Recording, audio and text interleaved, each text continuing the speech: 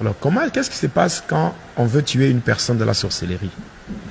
Quand on veut tuer une personne de la sorcellerie, c'est qu'on commence d'abord par voler son ombre. On vole l'ombre. Vous voyez, quand une personne marche, il y a le reflet de son corps, c'est l'ombre. Voilà, maintenant on commence par voler l'ombre. C'est comme ça qu'on fait. On vole d'abord l'ombre. Dès que l'ombre est volée, et par la suite, maintenant, on va chercher un moyen pour tuer la personne. Ça sera soit par un accident, par une maladie. Donc on va chercher par un accident et tout ça. Et la personne va mourir. Dès que la personne meurt, on peut même appeler un médecin pour vérifier les signes vitaux. Et la personne ou le médecin va même confirmer. Non, normal, même un médecin normal, il peut même confirmer le décès. Parce que pour confirmer le décès, il faut vérifier les signes vitaux. Et c'est tout. Et puis on confirme, donc ça confirme. Et quand on confirme, on dit que la personne est décédée. Mais en réalité, cette personne n'est pas encore morte. Cette personne est encore en vie. Oui. La personne est encore en vie. Maintenant, la nuit.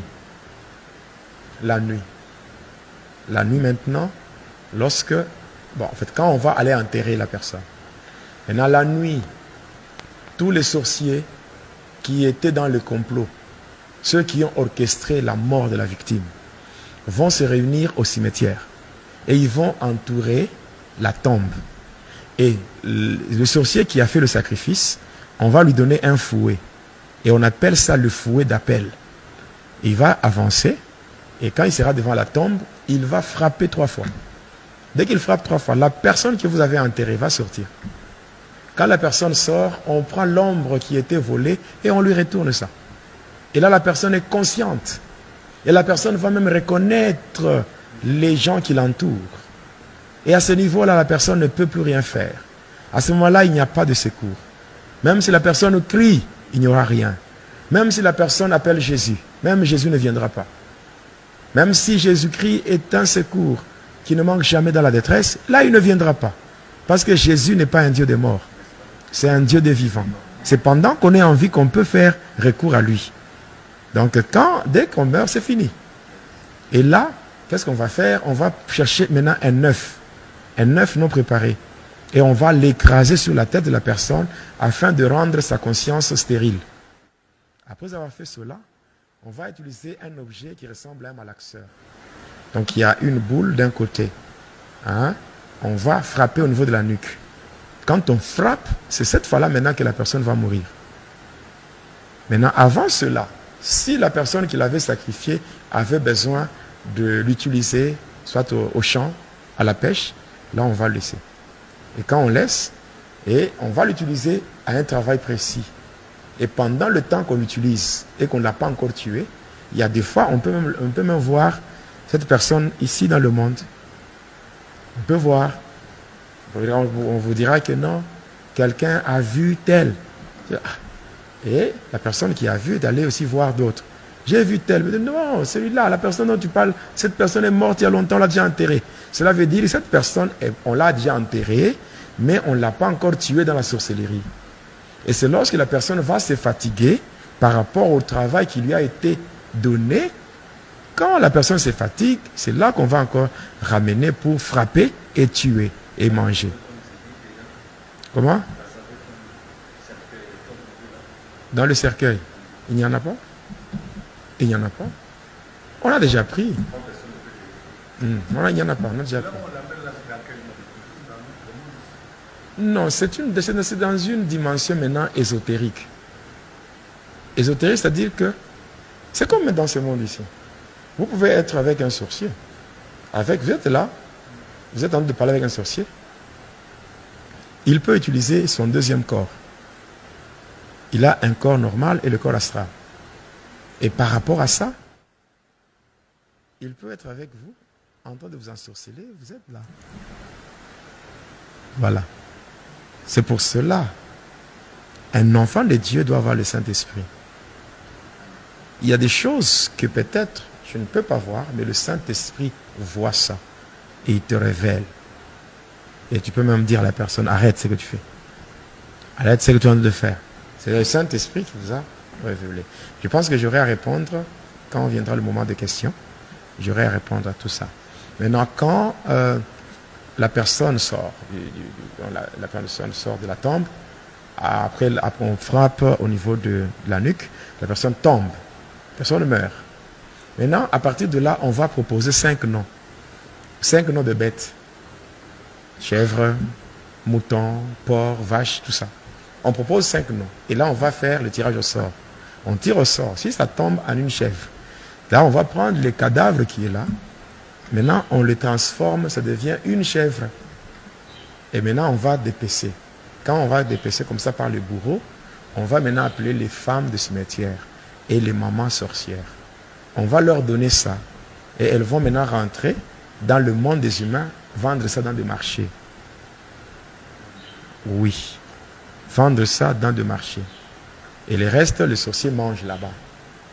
Maintenant, quand elles rentrent avec ça, elles vont vendre ça au marché et mettre sur leurs étalages au marché, non?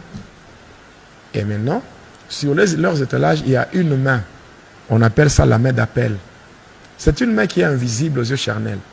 Mais quand vous entrez au marché, elle fait ça. Elle vous attire. Et vous allez là-bas, vous payez, croyant que vous avez payé la viande de chèvre ou la viande de bœuf, ou la viande de bœuf. Et cependant, vous avez payé la chair humaine. Et vous rentrez avec ça chez vous, vous mangez. C'est comme ça qu'il y a des possessions démoniaques, il y a la régression dans la foi, il y a l'incrédulité qui s'installe. Donc, il y a toutes ces choses-là, des maladies incurables, c'est passant par ces choses.